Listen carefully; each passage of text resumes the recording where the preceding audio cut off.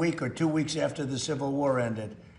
This wasn't for wealthy multi-millionaires, billionaires coming in and bringing 15, 20, 30 children along with them. It's become a big business, and we're ending that business, please. What makes you confident, Mr. President, that this will pass constitutional muster? I think it will. I think, in fact, I asked a very talented person named Will Scharf, who's standing right behind me. Do you want to discuss that, Will? You felt pretty strongly about it. The law is absolutely clear. What we're talking about, as Stephen said, with respect to birth tourism, something that used to happen incidentally, where somebody who happened to be on vacation here went into labor early and had a baby.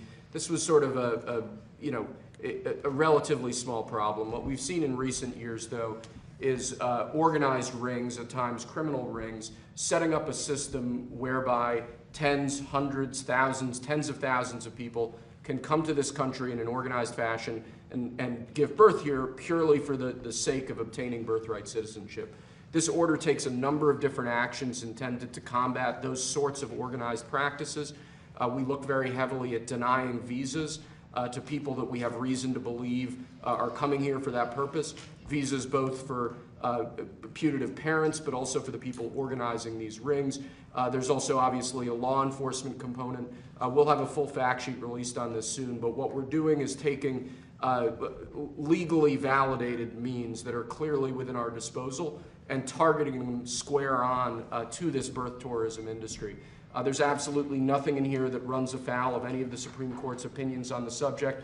This is, frankly, it's action that's overdue, and I'm thankful that President Trump is finally taking decisive action to combat this issue of birth tourism now that it's been queued up in the way that it has as a result of the Supreme Court's opinion. This should have been done a long time ago. This should have happened years ago, but we're taking care of it now, please. Thank you. Can you help us understand how you distinguish between a tourist and a birth tourist? Well, I'll let you discuss it, please. Yes, happy to. And so, by the way, that was an excellent presentation. Thank you, Stephen. For those of you who want to do your research on this, Section 215A of the Immigration and Nationality Act gives the president this authority. 215A of the Immigration and Nationality Act. Very rarely used, probably one of the strongest laws in the entire federal code, gives him this power. And that's not the only, but it's the main statutory authority that's being used in this order. So birth tourism is by definition a fraud on the American system, on the American taxpayer, on the American visa. If you're coming here, and again, your stated purpose is that you're a tourist, then by definition, you are here to come for a few weeks, look at what we have, engage in commerce, and leave. So if you're telling a consular officer you're here as a tourist, but your true purpose and intent is to go to a baby mill, give birth, and try to mint an American citizen while you're here, then you're committing a fraud against the American government. And by definition, that visa can and should and will be now denied. Mr. President, there was a report that you told donors that they need to get J.D. Vance elected in 2028. Is that your official endorsement? No. I heard about it a little while ago. I think he's great, but we're way too early to even be thinking about that. Okay? And Mr. President, Republicans are arguing a lot right now about affordability. What is your message on affordability going into the midterms? Well, that's a good question, but it's sort of simple to answer. I inherited the highest prices ever. I inherited the worst inflation in the history of our country. And we have done an amazing job. And oil prices now are coming down very rapidly. If you look at what's going on, it's down to 75.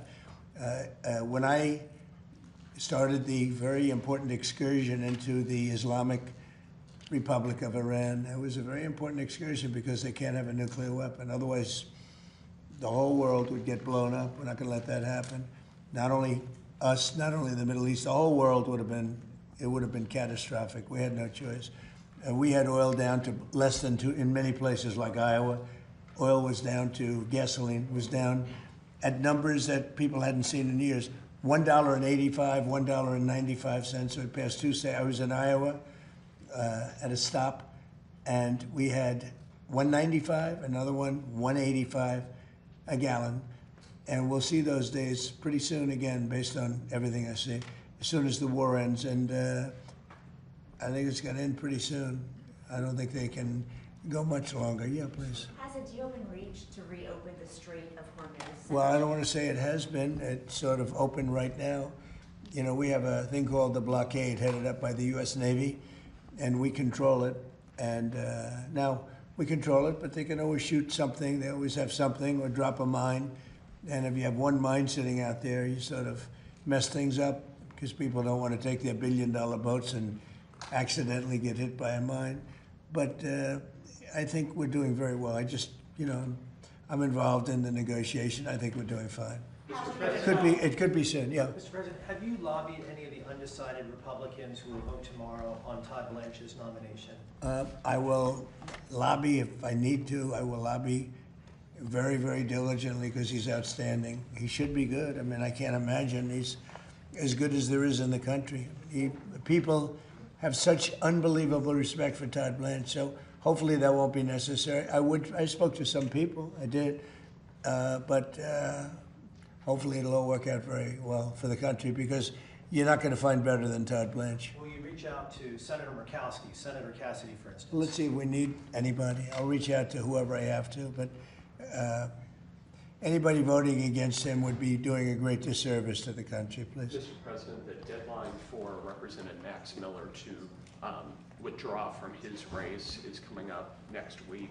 Do you believe he should withdraw this? Well, I'm not going to get involved in that. It's a very sad situation, and I know Max very well, but it's very, very sad that a situation like that takes place. Yeah. Do you think the DOJ should prosecute Dr. Fauci?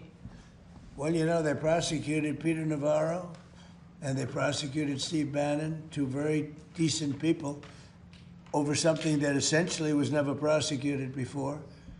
And there are sort of telltale signs of similarity. And they went to jail for a number of months over something that I saw one of the analysts said they used to laugh at it in the Justice Department when something like that was referred. But Merrick Garland prosecuted two very decent people and sent them to jail. I wasn't president. I would have given him a pardon in 2 seconds, but I wasn't. It was after I left. They waited till after I left, and then they prosecuted these two people, and they ought to be ashamed of themselves. So when you see that happen, you sort of say maybe he should. What he did is far more serious than a lot of crimes, frankly. But they prosecuted two people when nothing like that has ever taken place before. Mr. President? Mr. President, on munitions, you posted overnight that the U.S. has a massive amount, and That's right. you denied that there were any shortages.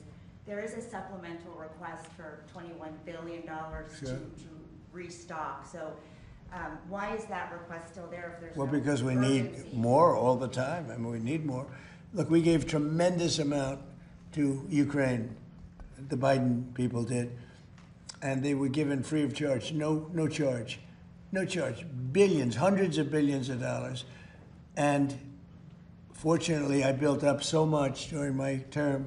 I rebuilt the military and also loaded it up with a lot of stuff.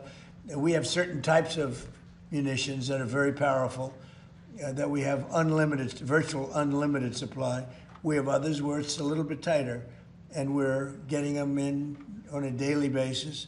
As you know, our defense companies are building more plants right now than at any point in history. They're building plants for the Patriots, for the Tomahawks, for everything. But we have certain types of munitions, which are very, they may not be as accurate. They may not be, they're not as elite. We have elite too, but we're watching that very closely. But we have certain types which are very powerful and very good, and we have an unlimited supply, and so we're in great shape. But with that being said, we always want more. We have to have more. We have other things maybe come up. You maybe come up and maybe don't come up. Hopefully nothing else does come up. But we're in very good shape. We have literally massive amounts of ammunition. Yeah. Mr. President, on Ukraine, President Zelensky says his country desperately needs long-range missiles or those Patriot missile batteries. Is that something that you're... Well, I mean, we want missiles too. When Biden gave him so much, Biden gave $300 billion worth of ammunition. When I left, it was full, and he gave a lot of it away. Now we're rebuilding it, and we're using munitions that are very powerful, very good, but we wouldn't have been using them. We could have used something else. But these are a little bit older type, equally as effective. And it's things that we have so much. Plus, we have supplies of munitions all over the world that if we ever needed them, we'd take that. We're supplied all over the world, but we're in very, very good shape. Russia seems to have increased their attacks on I civilian noticed areas. that, yeah, I noticed. That must be of concern to you, Mr. President. Well, look, we're not involved from the standpoint we're separated by an ocean, but I hate to see 25,000 young people a month get killed, and that's what's happening. Between Russia and Ukraine, they're losing on average 25,000, mostly soldiers, a month. And, we're working on it, and I think we're making progress, but it's a violent, very violent war. There's a lot of hatred in that war, a lot of hatred between the two leaders. I settled 8 wars. I thought this would be maybe one of the easier ones, and it turned out to be the most difficult. But progress is being made. Thank you very much, everybody. Thank you. Thank you very much.